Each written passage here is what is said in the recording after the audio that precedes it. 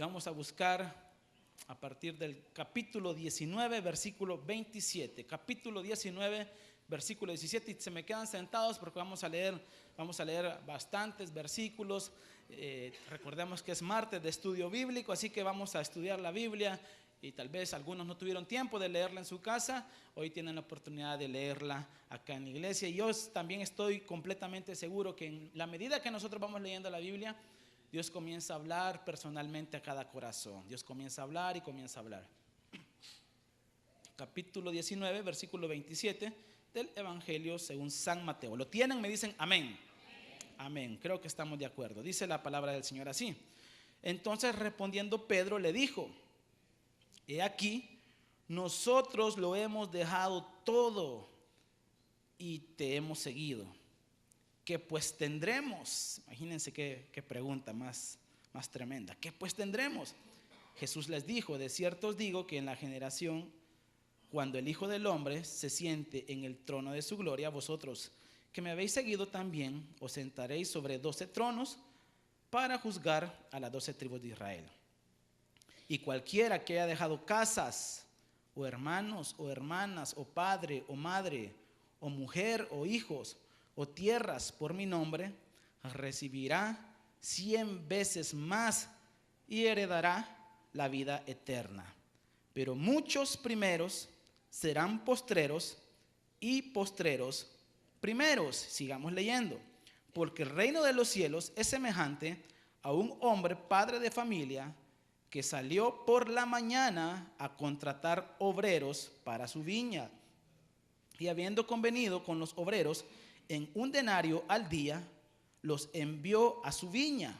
Saliendo cerca de la hora tercera del día, vio a otros que estaban en la plaza desocupados y les dijo: id también vosotros a mi viña y os daré lo que sea justo. Y ellos fueron. Salió otra vez cerca de la hora sexta y novena e hizo lo mismo.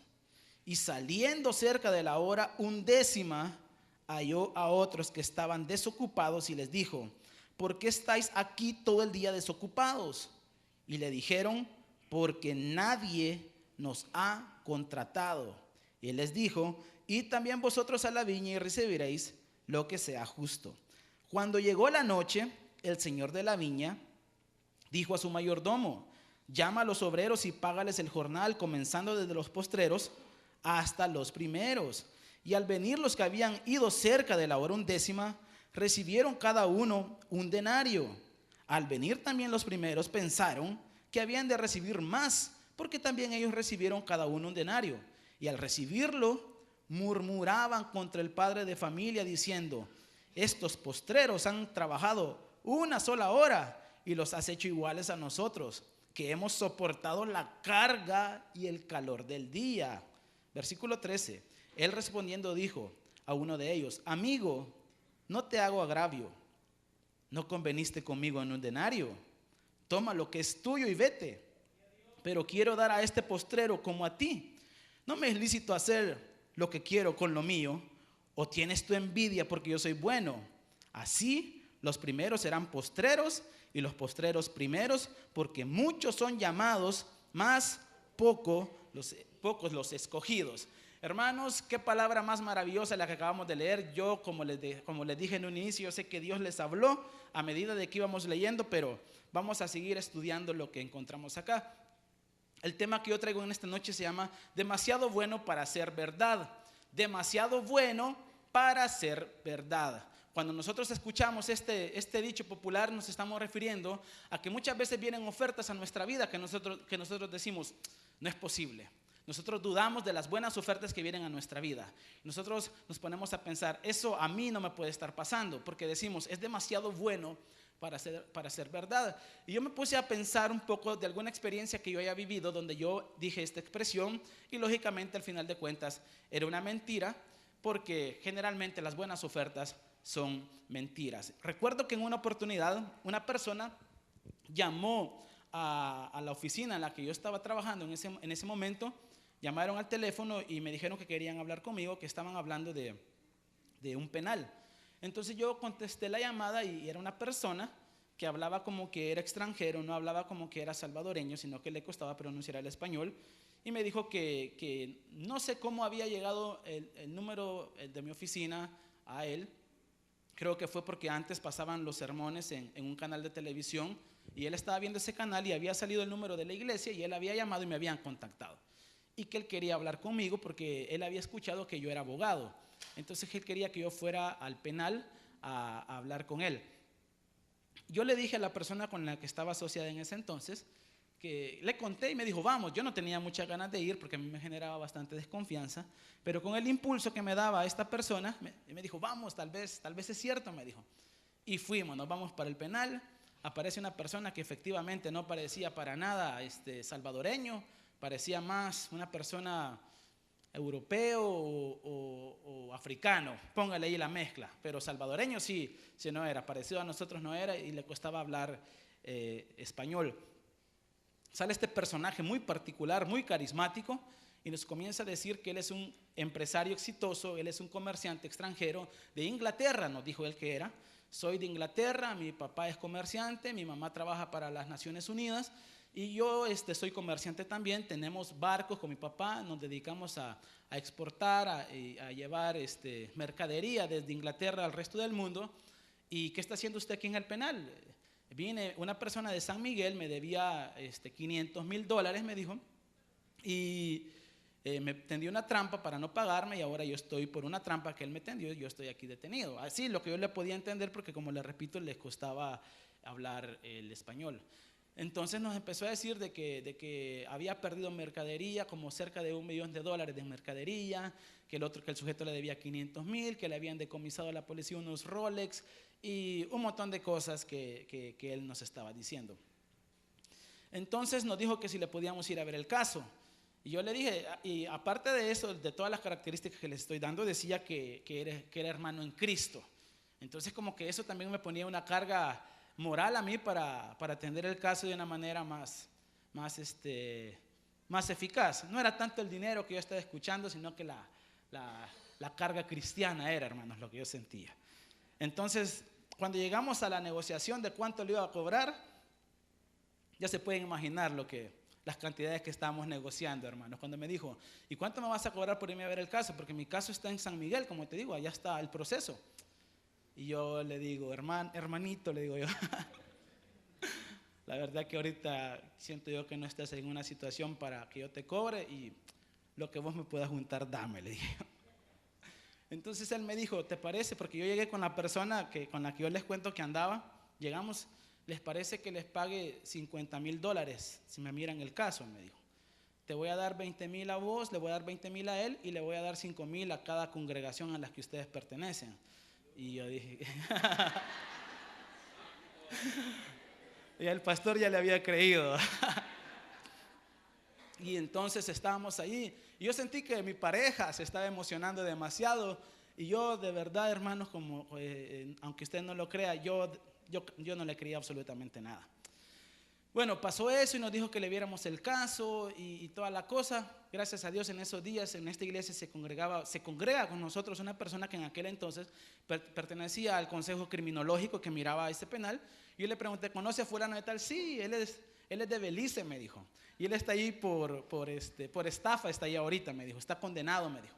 Entonces me llamaba por teléfono todos los días y yo ya no le contesté nunca más el teléfono. No sé si todavía estará ahí. No les voy a decir el nombre porque si no lo van a ir a buscar y le van a proponer algún negocio ustedes también para sacarlo.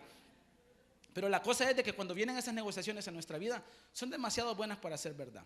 Yo no dudo de que hay algunos abogados que andan negociando ese tipo de cantidades, pero yo pienso que mi tiempo todavía no había llegado. A lo mejor algún día llegue, Dios sabrá.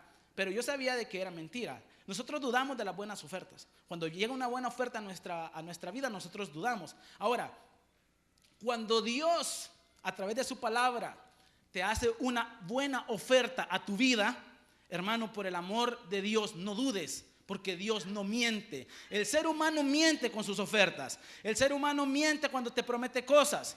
Los que te andan enamorando te mienten. Te dicen, mira, te voy a poner una casa, un nidito de amor vamos a tener.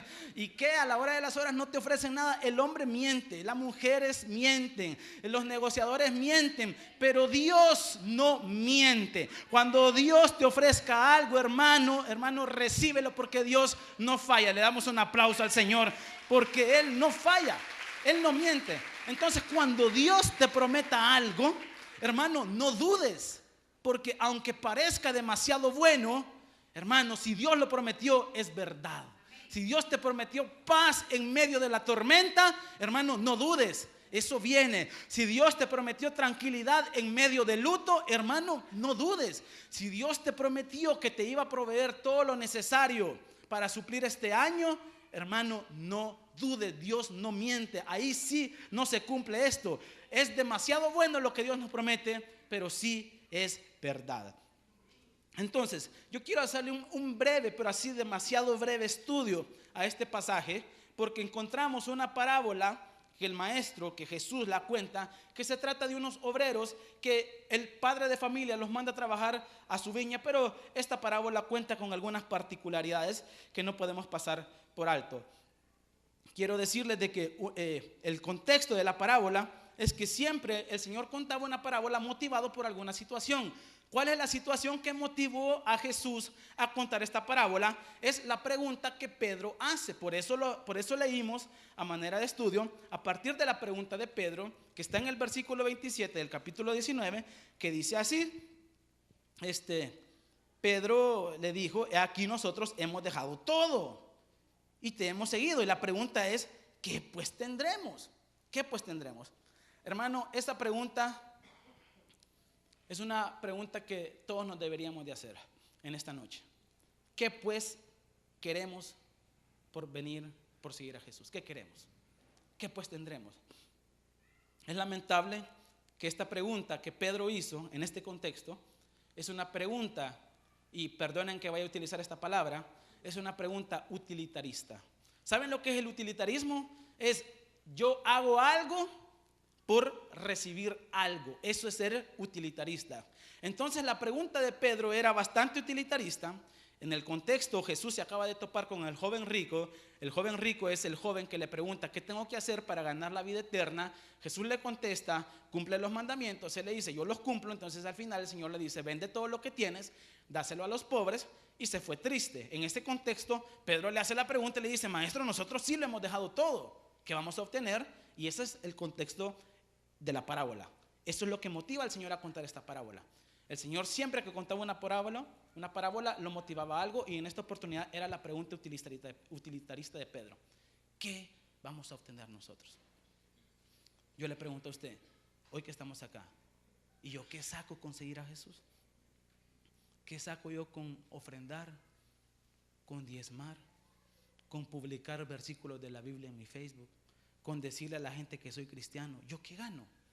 Esa no es una pregunta utilitarista. Ahora, la parábola que el Señor cuenta es una parábola anti-utilitaristas. Hermano, le voy a dar la conclusión de un solo y el mensaje de la parábola para no andar con mucha vuelta. El Señor lo que anda buscando en nosotros es que le sigamos incondicionalmente. Incondicionalmente. Incondicionalmente. Así, sin andar recibiendo nada a cambio. Incondicionalmente. Eso es lo que el Señor quiere. Lógicamente que en nuestra vida. Y tampoco podemos obviar algo. Todos venimos a los pies de Jesucristo motivados por alguna decepción de la vida, por alguna bancarrota en nuestra vida. Todos venimos así, y está bien, venimos a que Dios nos saque, pero ese es el anzuelo. Pero ya que nosotros pasemos 1 año, 2 años siendo utilitaristas delante del Señor, yo pienso de que allí es donde el Señor se molesta. Y basado en esta parábola lo estoy diciendo que se molesta, porque el Señor, después de que Dios puso el anzuelo de un desamor, de un mal negocio, de un rompimiento, de un tiempo de cárcel, de una enfermedad, ese es el anzuelo para que vengamos a sus pies. Pero ya después de que Dios nos sacó de eso, empecemos a seguirle. incondicionalmente. La parábola que aquí encontramos consiste en unas personas que pusieron condiciones para servirle, y encontramos otras personas que dijeron: vamos a servirle y que nos paguen lo que en base a su bondad. Prácticamente ese es el resumen de la parábola. Pero para ir escarbando un poquito más, después de que Pedro hace esa pregunta, el Señor comienza y les cuenta esta parábola, que también tiene enseñanzas que nos pueden servir en esta noche. Dice el capítulo 1, el versículo 1, perdón, del capítulo 20. Porque el reino de los cielos es semejante a un hombre, padre de familia, que salió por la mañana. ¿A qué salió? ¿A qué salió, hermanos? Contratar. La palabra contrato es bastante familiar para las personas que somos abogados. El contrato es, hay una ¿cómo es? Es un acto bilateral. Quería decir otra palabra, pero es un acto bilateral donde los dos quedan comprometidos. Uno se compromete a hacer algo y el otro se compromete a hacer otra cosa. Entonces es un contrato. Entonces el Señor sale a contratar, a ver quién quiere hacer trato conmigo. Una de las cosas maravillosas de este relato es que el padre de familia es la representación de Dios. Y Dios sale personalmente a llamar a las personas. Es más, en esta noche yo te digo que Dios personalmente te trajo a este lugar.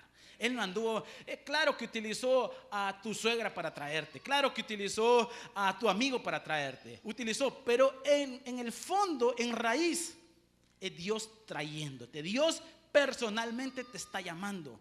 Tóquele así el hombro a la persona que está a la par, tóquele así el hombro. Personalmente Dios te está llamando así, te está llamando Dios contigo. Sale personalmente a contratar, y aparentemente la historia que Jesús cuenta, lo que trata de transmitir es que hay un padre de familia que tiene una viña, que era la empresa agrícola en la que él se desempeñaba, pero él ya no da abasto. Entonces él necesita contratar gente, y la gente se contrataba generalmente en las plazas. En las plazas, en ese tiempo, la gente se sentaba y ahí llegaban a ser contratados. Creo que en una cuadra de aquí por el centro de la ciudad hay una cuadra de los fontaneros. ¿Conocen ustedes la cuadra de los fontaneros o solo yo la conozco? Ahí enfrente de la iglesia del Carmen está la cuadra de los fontaneros. Yo paso todos los días ahí porque por ahí queda mi oficina, y yo paso, a veces paso a las 7, a veces paso a las 8, a veces paso a las 9, cuando me agarra la tarde paso a las 12. Y ahí están siempre la cuadra de los fontaneros esperando quien lo llegue a contratar. Así era acá, están los obreros, están esperando quien lo llegue a contratar. Las horas laborales de los judíos eran de 6 de la mañana, que era la hora en que comenzaba el día, hasta las 6 de la tarde, que era la hora donde terminaba el día laboral. Es decir, el tiempo laboral de los hebreos o de los judíos eran 12 horas. 12 horas para un denario, que era el salario mínimo. Un denario diario, ese era el salario mínimo. Entonces estamos poniendo ahorita la base contextual, ¿verdad? Esto era lo que se ganaba en aquel entonces. Entonces el padre de familia, lógicamente, para pagarles el denario, ¿a qué horas tenía que salir a contratarlos? A las 6 tenía que madrugar el padre de familia. 5:30 tenía que andar por ahí por los alrededores de la plaza viendo a quién contrataba. Lógicamente, los que llegaban temprano eran trabajadores diligentes, eran trabajadores que tenían expectativa que les iba a salir trabajo, eran personas pues sabias, no iban a llegar tarde porque sabían de que tenían que ganarse pues su denario para su familia. Entonces sale el padre de familia y mira a un grupo ahí de posibles obreros y les dice: ¿quieren ir a trabajar a mi viña? Sí, les dicen, a eso venimos. ¿Y cuánto paga? Les voy a dar un denario, que es el salario mínimo. Ah, bueno, ¿qué dicen, muchachos? Vamos, sí, vamos, un denario. Me imagino yo que hasta se dieron la mano, se agarraron, porque los buenos tratos se cierran con un apretón de manos. No sé si habrán ido a firmarlo a alguna oficina jurídica, ¿verdad? El contrato, porque después, si no les cumplía, le iban a ir a demandar al Ministerio de Trabajo, ¿verdad? Como a veces suele pasar, incluso entre creyentes se demandan al Ministerio de Trabajo. Entonces, se dieron la mano y se fueron a trabajar. Ya, estaba acordado. De repente el padre de familia dice: quizás me hacen falta un par de plazas más, voy a ir. Y dice la Biblia, lo acabamos de leer, que salió a la hora a la hora tercera. O sea que eran las 9 de la mañana. Sale a las 9 de la mañana y mira que otros están: hey, ¿por qué no están trabajando? Muchachos, les ha de haber dicho. ¿Por qué ¿por qué están aquí desocupados? Vayan y les voy a dar lo que sea justo, les dice. Y se van. Dice la Biblia que vuelve a salir nuevamente a la hora sexta, que son las 12 del mediodía, y a la hora novena, que son las 3 de la tarde, exactamente, a las 3 de la tarde. Sale a esas horas y se vuelve a encontrar a otros y les dice, vayan y les voy a dar lo que sea justo. Hermanos, sigue la historia diciendo que llega a la hora 11, que viene siendo, ¿qué horas? A ver si van poniendo atención a lo que les voy diciendo. 5 de la tarde, es decir, ¿cuánto faltaba para que dejaran de trabajar? 1 hora. Hermanos, por el amor de Dios, ¿qué hace un obrero si sabe que se trabaja, que a las 6 salen? ¿Qué hace un obrero a las 5 de la tarde esperando que lo contraten? Ahora, paréntesis, una de las cosas que me llama la atención de esta parábola es que los protagonistas de la parábola son los que llegaron temprano y los que llegan tarde. Y yo por eso siempre he dicho, cuando estoy compartiendo este relato, que los protagonistas en la Biblia, los tibios no son protagonistas. En la Biblia los protagonistas son o los calientes o los helados para irlos a salvar. O los calientes que tienen que se meten a buscar del Señor, los calientes son los protagonistas, o los helados. Porque por los helados los calientes tenemos que ir por los helados. Pero por los tibios nunca son protagonistas, porque los tibios nosotros no sabemos. Aparentemente están calientes, pero están tibios, y por eso a esos no los podemos restaurar. Entonces los protagonistas en la palabra del Señor son o los reventados o los que se meten con el Señor. Pero los que están en medio no. La gente que está en medio nunca es protagonista en nada. Nada, nunca es protagonista. Allí pasan desapercibidos por la vida y pasan desapercibidos en el reino de los cielos también. Entonces, está este padre de familia. Perdón, hermanos, que me ha dado una gripe en estos días. Está el padre de familia y les hice el paréntesis de que esos son los que son los protagonistas. ¿Qué hace un obrero a las 5 de la tarde? Sin embargo, yo quiero que vayamos y leamos ese episodio cuando el Señor se topa con esta gente de las 5 de la tarde. ¿Qué gente está a las 5 de la tarde? Miren lo que dice el versículo, lo encontramos eso, 7, ¿verdad? Vamos a leerlo a partir del versículo 6. Salió cerca de la hora 11 y halló a otros que estaban desocupados y les dijo, ¿por qué estáis aquí todo el día desocupados? Y yo miro aquí un poco de tristeza a la hora de responder. Le dijeron, porque nadie nos ha contratado. Nadie nos ha contratado. Imagínense estar a las 5 de la tarde sin que nadie te haya contratado. Traigamos esta aplicación a nuestra vida. Es aquel que tiene 50 años y nunca se ha casado. Es aquel que ya está llegando a una avanzada edad y se siente excluido por la sociedad porque no ha tenido ni siquiera para juntar para comprar una casa. Es aquel que se siente excluido porque ya tiene 75 años o más y no tiene ahorros. Y dice, y ya se me va a terminar el tiempo de trabajar. Y entramos en esa ansiedad, ¿verdad? Estos eran personas que habían sido excluidas laboralmente. Pensemos, hermanos, ser rechazados duele ser rechazados. Y estas personas habían sido rechazados laboralmente. Estas personas no les daban trabajo. Me pongo a pensar, las razones no dicen por qué. Puede ser que porque eran muy flaquitos. Pueden ser que porque los obreros que estaban de primero eran musculosos. Y estos eran los más sequitos, estos no tenían experiencia. Estos, los que están a las 5 de la tarde, quizás incluso tenían alguna pues discapacidad física que no los permitía ser personas, obreros atractivos para un patrono, y por eso nadie los había contratado. Hermanos, los obreros de la 11ª hora somos nosotros. Andamos ahí por la vida, andamos allí perdiendo el tiempo en la vida.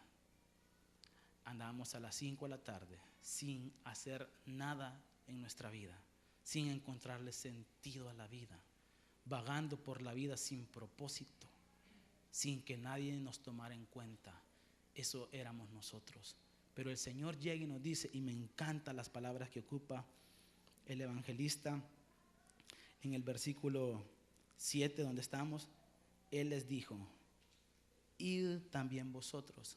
Hermano, el Señor incluye, no excluye. El Señor te incluyó a ti, no te rechazó. El Señor viene y nos incluye con nuestras deficiencias. ¿Dios conoce nuestras deficiencias? Claro que las conoce. Dios sabe que nosotros somos miedosos, los que son miedosos. Dios sabe que antes de que Dios te llamara, Dios sabía que eras chismoso y Dios te llama. Dios sabía que tú también eras una persona que te endeudaba fácilmente, pero aún así Dios te llama. Dios sabía que tienes un carácter que te enoja rápido, pero Dios te llama. Y Dios sabe que todavía cuando los hermanos te miran dicen malas palabras. Y Dios te llama, te llama. Vayan también ustedes. Dios incluye a los excluidos. Dios nos incluye a los que nadie nos tomaba en cuenta. Dios nos toma en cuenta. Hermano, si alguien te ha rechazado, si tú has sido rechazado en alguna esfera laboral, social, familiar, Dios no te rechaza, Dios te incluye en esta hora. Démosle un aplauso al Señor por ese amor. Dios te incluye, Dios no te rechaza. Tal vez alguno te habrá dicho: tú no tienes cualidades para servir al Señor, mirá lo que era antes de tu vida. Dios te incluye, Dios no rechaza. Entonces estos obreros vienen y saben, a mí, yo me ponía a pensar en este pasaje, ¿qué motivó al padre de familia a contratar a unas personas que solo iban a trabajar una hora? ¿Los habrá motivado el hecho de que eran personas capaces de irle a elaborar algo? ¿O qué fue lo que los motivó? ¿Saben lo que los motivó al padre de familia? La bondad que él tenía. No puede ser que estos estén desocupados, vayan a trabajar ustedes también. Los contrata y van. Parte del contexto de este pasaje, hay cosas bien interesantes en el contexto. Una de las cosas que ustedes tienen que saber es de que este pasaje, puntualmente la parábola de los obreros de la viña, solo lo encontramos en el Evangelio según Mateo. Y el Evangelio según Mateo, nosotros también podemos sacar enseñanzas cuando nosotros nos ponemos a pensar hacia quién iba dirigido el libro que estamos leyendo. Mateo iba dirigido a los judíos, Marcos iba dirigido a los romanos, Lucas iba dirigido a los griegos y Juan es una carta universal. Entonces nos quedamos con Mateo, que es el único evangelio donde nosotros encontramos los obreros de la 11ª hora, e iba dirigido a los judíos. Yo me puse a pensar, ¿por qué esta única parábola de gracia, porque la gracia es el tema central de esta parábola, está dirigida a los judíos? ¿Por qué? Hermanos, los judíos eran, religiosamente hablando y espiritualmente hablando, arrogantes. Eran personas que se creían superiores a los demás. Entonces esta parábola iba dirigida a personas religiosamente arrogantes que se sentían superiores. ¿Ustedes conocen a una persona que se considera espiritualmente arrogante? ¿Lo conocen? A alguien que dice: no, hombre, a mí Dios me habla más que todos estos juntos. Así iba dirigido a estas personas, iba dirigida esta parábola, esta carta. Gente religiosamente engreída, se sentían superior a los demás. Y por eso el Señor les dice: ustedes piensan que somos primeros, ustedes van de último. Y los que ustedes piensan que van de último, ellos van primero. Ahora, el Señor les dice: vayan ustedes también y trabajen. Y se van a trabajar. Y miren, hermanos, el trato que hace con estos. El trato que hace, versículo 7 siempre: y también vosotros a la viña y recibiréis lo que sea justo. Versículo 8: cuando llegó la noche, el señor de la viña dijo a su mayordomo: llama a los obreros y págales el jornal, o sea, el denario, lo que habían acordado, comenzando desde los postreros hasta los primeros. Curioso, ¿verdad? ¿Por qué? ¿Por qué iba a empezar a pagar al revés? ¿Por qué iba a comenzar a pagar al revés? Una de las cosas que quedan marcadas en esta enseñanza es que a Dios no le interesa el tiempo que tenés de estarle sirviendo. A Dios le interesa la actitud con la que venimos a servirle. Podés tener 50 años de estarle sirviendo y tener mala actitud, vas de último. Podrás tener 50 años de estarle sirviendo y tener buena actitud, vas de primero. Y podrás tener una semana de estarle sirviendo al Señor, de estar siguiendo al Señor, y vienes con una actitud correcta, vas de primero. Los que van de último son los que piensan que por el tiempo de estar sirviendo van primero. Esos van de último porque están basándose en que ellos son dignos por el tiempo, por las hazañas que han hecho. Ellos merecen estar primero. En el reino no es así. Y esto iba dirigido a los fariseos, que ellos pensaban que iban primero. Lo siento, le dijo el Señor, van de último. Entonces les manda a pagar. Y pónganse a pensar, les va a pagar que no, cuánto les tocaba así, matemáticamente hablando. ¿Cuánto les correspondía? A ver, 25, dice la hermana. ¿Quién da más? Bueno, para no hacernos chibolas, le correspondía una undécima parte del denario. Eso le correspondía, eso le toca. Una undécima parte de un denario. Entonces cuando le llega a pagar ellos, bueno, aunque sea para las tortillas y el queso seco nos va a servir para llevar. Y cuando aparece el que les paga, les da el denario. Hermano, demasiado bueno para ser verdad. Primero, demasiado bueno para ser verdad. Que te contrate el Señor a las 5 de la tarde. Que te contrate el Señor cuando has perdido todo el tiempo en tu vida. Que te contrate el Señor habiendo sido lo que nosotros fuimos en nuestra vida antes de Cristo. Que el Señor nos contrate es demasiado bueno para ser verdad. Ahora, que no solo te contrate, que te pague lo mismo como le ha venido pagando a los siervos de Dios que tienen años de estarle sirviendo y que te tome en cuenta como los postreros y que te pague el denario. Hermano, eso todavía es demasiado bueno para ser verdad. ¿Cuál habrá sido la actitud de estos que sirvieron al Señor por confiando en su misericordia? ¿Cuál habrá sido? ¿Cuál habrá sido? Que pónganse a pensar, a mí ya me ha pasado, cuando uno dice, ¿cuánto va a ser? $50 le voy a cobrar, le voy a dar 100, me dicen. Así me dicen los hermanos de la iglesia, los que son mis clientes. ¿Cuánto va a ser? Va a ser $100, le voy a dejar 200. Así fue con estos muchachos. Aquí está, nos va a dar el poquito. Aquí está el denario. Hermanos, esto es una vida de gozo, una vida alegre. Esta es la vida del creyente que sirve al Señor incondicionalmente. Porque el que pone sueldo, hermano, se amarga. El que dice, yo estoy diezmando y me va mal en la vida, ese se amarga porque ese diezma para que le vaya bien y no diezma por gratitud al Señor. Hay otros que sirven para que le vaya bien y no sirven por gratitud, porque te sacó, porque eras bolo, porque fumabas, porque eras un amargado y ahora Dios te restaura. Y ahora servimos con cobro. Ahora servimos. Yo te voy a servir. Si sanás a mi mamá, yo te voy a servir. Poniéndole sueldo al Señor, en lugar de decirle, Señor, ya sea que sanes o no sanes a mi mamá, que me sanes o no me sanes a mí, yo te voy a servir porque tú eres digno, porque tú moriste por mí, porque tú diste tu vida y porque tú te lo mereces, Señor. Le ponen sueldo al Señor. Entonces cuando los otros miran, le dieron el denario, matemáticamente hablando siempre, hermanos, ¿cuánto les tocaba a los otros? ¿Cuánto les tocaba? Si por una hora les dio un denario, a los otros ¿cuánto les correspondía? Estamos en clase de matemática. Yo por eso estudié derecho, porque ahí no se mira matemática. Por eso estudié derecho para pastor, porque ahí no hay matemática.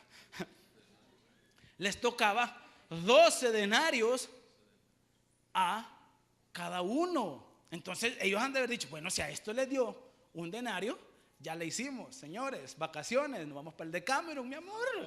Prepárate el traje de baño, le haber hablado. Nos vamos para el Decameron y estaban ellos expectantes, ¿verdad? Y de repente va apareciendo el denario. La molestia, la murmuración, esto, ¿verdad? Nosotros aguantamos el calor y esto. Cuando nosotros trabajamos por sueldo para el Señor, nos amargamos. Nosotros trabajémosle al Señor por amor. No le pongamos sueldo al Señor. No le ponga condiciones. Señor, yo te voy a servir, pero mira, por favor, que me salga un trabajo a una hora donde yo te pueda servir. Y en las horas libres no le puedes servir al Señor. No, Señor, que dame un carro, porque mira de dónde yo vengo. Señor, un carro, poniéndole sueldo al Señor. Yo no digo que, miren, yo no estoy en contra que usted concesione con Dios, que usted esté negociando con Él, pero saben, el clímax de este episodio es cuando el Señor se molesta por el utilitarismo de los que le sirven, porque son utilitaristas. Sírvale al Señor y le va a ir bien en la vida. Va a encontrar a la mujer de sus sueños. Va a vivir en el paraíso, en una hamaca, va a pasar toda la tarde tomando Coca-Cola. No se va a enfermar, va a morir bien. Y le ponemos sueldo al Señor, le ponemos condiciones cuando Él murió por nosotros, sin poner condiciones, sabiendo lo pícaro, lo ponzoñoso que nosotros muchas veces somos. Aún así Él murió por nosotros sin condición, y Él espera que nosotros también le sirvamos incondicionalmente. No le ponga condición al Señor: ay, si restauras mi matrimonio, ahí yo... Viene el Señor a los que pactaron con Él: Señor, yo te voy a seguir, pero dame un trabajo. Cuando les dé el trabajo, miren lo que les contesta: toma tu denario, toma tu trabajo y vete. Toma tu matrimonio restaurado y vete. Toma tu milagro de salud y vete. Y vete. Este vete es un vete de despido, estás despedido. Porque los otros vinieron a trabajar sin saber cuánto yo les iba a pagar. Vinieron a trabajar confiando en su bondad. ¿Cuál debe de ser nuestra actitud entonces? No ponerle sueldo. Nuestra actitud, ¿cuál debe ser la actitud que agrada al Señor? Venir confiando en su misericordia, en su misericordia, en su bondad. Confiando en eso, nosotros nos metemos a seguirle a Él. Nosotros nos hemos metido a seguirle al Señor, confiando en su misericordia, en su bondad. Y hermanos, a las personas que le sirven incondicionalmente, Dios los recompensa, porque esto les dio más de lo que merecían cuando sirvieron incondicionalmente. El clímax de este pasaje es el pleito la discusión que tiene el padre de familia, que representa a Dios, con los que murmuraban. Dice a partir del versículo 11: y al recibirlo murmuraban contra el padre de familia, diciendo: estos postreros han trabajado una sola hora y los has hecho igual a nosotros, que hemos soportado la carga y el calor del día. Versículo 13: él respondiendo dijo a uno de ellos: hermanos, esto es tremendo, este es el clímax para mí. Amigo, este amigo yo lo había escuchado en otra oportunidad también. Este amigo yo lo había escuchado en otra oportunidad también, y me dijo: ¿dónde el Señor le dijo amigo a alguien? ¿Saben a quién le dijo amigo también? A Judas. Cuando lo llegaron a capturar, amigo, le dice: ¿qué haces? ¿Qué estás haciendo? ¿A qué venís? Amigo. El Señor le llama así también a las personas. Y miren, hermano, Judas, otro utilitarista que seguía al Señor por las ofrendas, porque él administraba, por eso le servía. Entonces el Señor le dice aquí, en el versículo 13: amigo, no te hago agravio. Amigo, no te hago agravio, le dice. No te estoy agraviando. No conveniste conmigo en un denario. El Señor: yo no te he hecho agravio. Yo no te estoy haciendo agravio. ¿Por qué yo digo que este es el clímax del pasaje, de lo que leímos? ¿Por qué es el clímax? Porque el Señor nos dice en esta hora, yo a ustedes no les debo nada. Ay, Señor, pero yo tengo 13 años de estarme congregando en la iglesia Emanuel, 13 años de estarte sirviendo. Yo no te debo nada. No te debo nada. No te sientas el ofendido, el agraviado.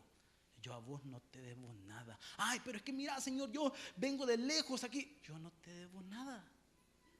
Nada. No te debo. Cuando tú sientes que el Señor te debe, te sientes ofendido. Mira, Señor, lo que estoy pasando, tanto que te he servido, Señor. El ofendido. El Señor nos dice en esta noche: ¿qué agravio te estoy haciendo? Yo no te debo absolutamente nada. Nada. Más de lo que la sangre de mi Hijo Jesucristo para salvarte y limpiarte de los pecados que con todo el dinero del mundo no vas a poder pagar. Más de eso, ustedes me deben a mí, nos debería decir el Señor. Yo a ustedes no les debo absolutamente nada. Señor, pero yo te he servido y he predicado. Yo no te debo nada. Yo no he acordado eso. Vos consentiste seguirme confiando en mi bondad. Entonces le dice en el versículo 13: amigo, no te hago agravio. No conveniste conmigo un denario. Toma lo que es tuyo y vete. No quiero dar a este postrero como a ti. No me lícito hacer lo que quiero con lo mío. ¿O tienes tu envidia porque yo soy bueno? Y termina diciendo: así los postreros serán primeros y los primeros serán postreros. Hermanos, concluyamos el sermón, concluyamos este sermón. Pase el hermano del teclado.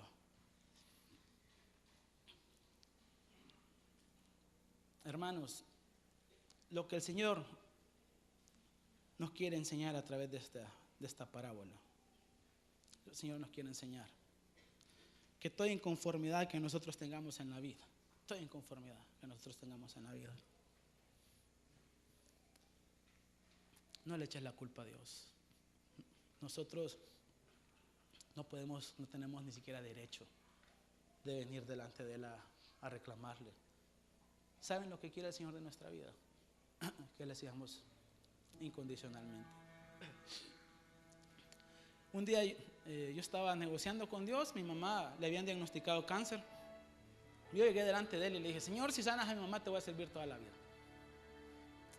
Y yo después reflexioné y dije: ¿quién soy yo para negociar contigo?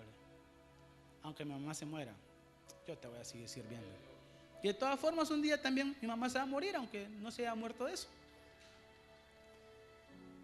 Y cuando nosotros servimos incondicionalmente, así incondicionalmente también es el respaldo que Dios nos da. No le pongamos condiciones a Dios, no hagamos concesiones con Él. Sirvámosle incondicionalmente, entreguemos nuestra vida por Él como Él lo hizo. Así que en esta noche yo te voy a pedir que si tú entendiste la enseñanza y si tú quieres seguir incondicionalmente al Señor y mostrarle gratitud por lo que tienes ahorita, yo te voy a pedir que los que quieren seguir al Señor incondicionalmente, que cierren sus ojitos y si quieren, en un acto de fe, se pongan de pie.